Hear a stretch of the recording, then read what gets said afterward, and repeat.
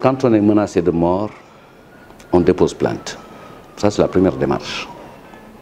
Ensuite, on renforce sa sécurité. Mais dans le cadre de la sécurité des hommes politiques ou des candidats à l'élection présidentielle, je crois que la loi est très claire.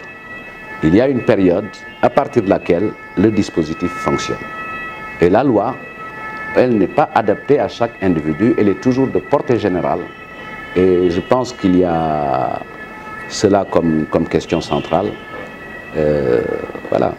Au nom de quoi on devrait avoir peur d'Ousmane Sonko? Ousmane Sonko est un homme politique comme tout autre qui a eu l'idée de proposer sa vision du Sénégal.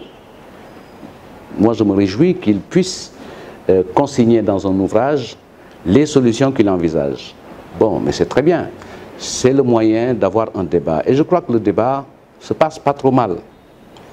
J'ai suivi avec beaucoup d'intérêt la réponse d'un spécialiste ou d'une spécialiste du commerce extérieur.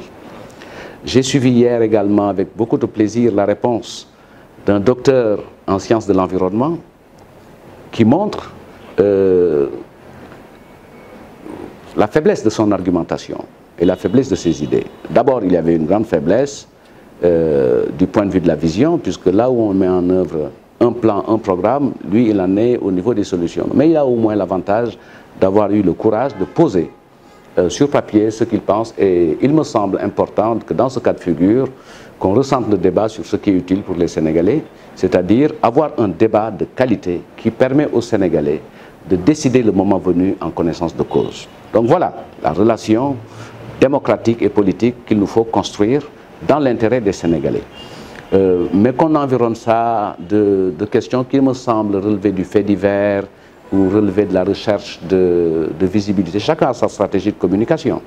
Mais moi, je ne peux pas avoir peur d'un candidat qui existe institutionnellement à l'Assemblée nationale à la faveur du plus fort reste. Il y a moins de 2 ans, les Sénégalais étaient appelés à désigner leurs représentants à l'Assemblée nationale. Chaque candidat a fait le tour du Sénégal et les Sénégalais ont décidé que voilà le niveau de suffrage que nous voulons accorder à tel ou tel candidat. Aujourd'hui, quand on est en démocratie, quand on est en politique, il y a une composante essentielle de la démocratie qui est la délibération, donc le débat. Malheureusement, le débat, nous ne le faisons pas porter sur les questions de sens. Je le déplore autant que vous. Sur certains aspects, nous sommes sur des rationalités qui ne sont pas bonnes. C'est de l'invective, c'est de l'insulte, c'est de la fausse information, c'est de l'intoxication et c'est des contre-vérités. Une alliance Sonko-Abdoulaye Wade. C'est une addition de faiblesse. Comment? C'est une addition de faiblesse. Ah oui, pourquoi? Puisque sur la dernière période, depuis 2012, on a battu l'un et l'autre. Et l'un et l'autre ensemble ne me semble pas être déterminant pour inverser la tendance. Ce n'est pas les partis qui battent les gens, ce sont les Sénégalais qui décident de donner leur confiance à une vision, à un projet.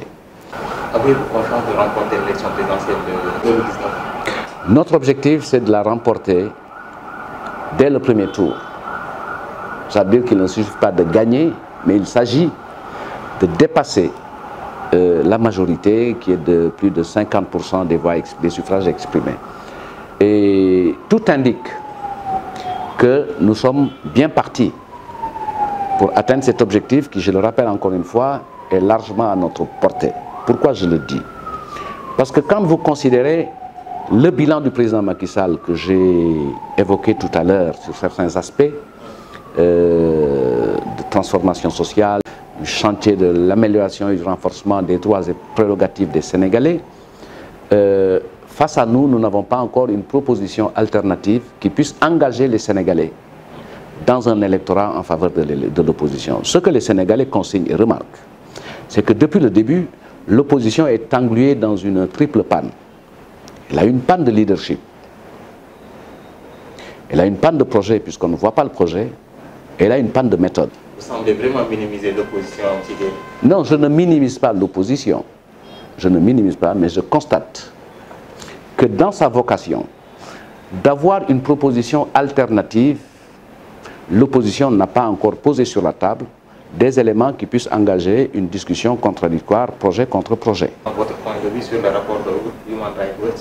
Mais il faut prendre ce rapport avec beaucoup de lucidité et de sérénité. Il ne faut pas immédiatement s'embarquer dans de l'émotion et consigner que le problème qui est évoqué par ce rapport est une réalité de par le monde. Ce n'est pas une réalité spécifique au Sénégal.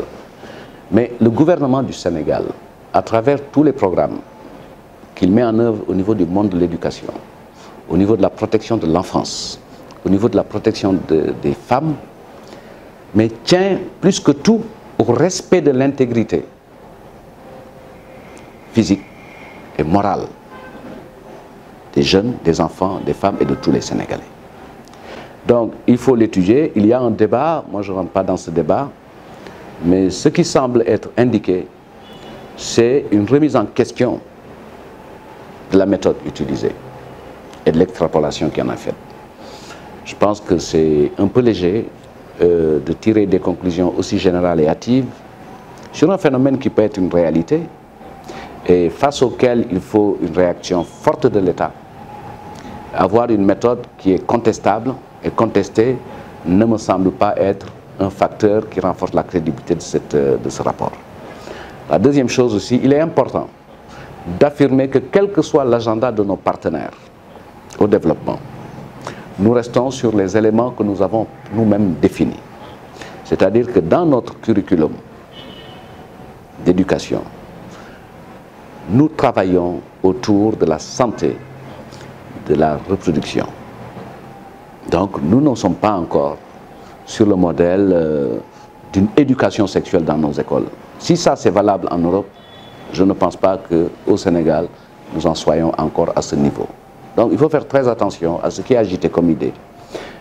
Considérer que cette réalité peut être dans notre pays, que l'État prend toutes les dispositions et les a mis en œuvre pour protéger les jeunes filles, les femmes et assurer l'intégrité physique et morale des élèves. Je pense que ça ne sert à rien de jeter l'opprobre sur les enseignants.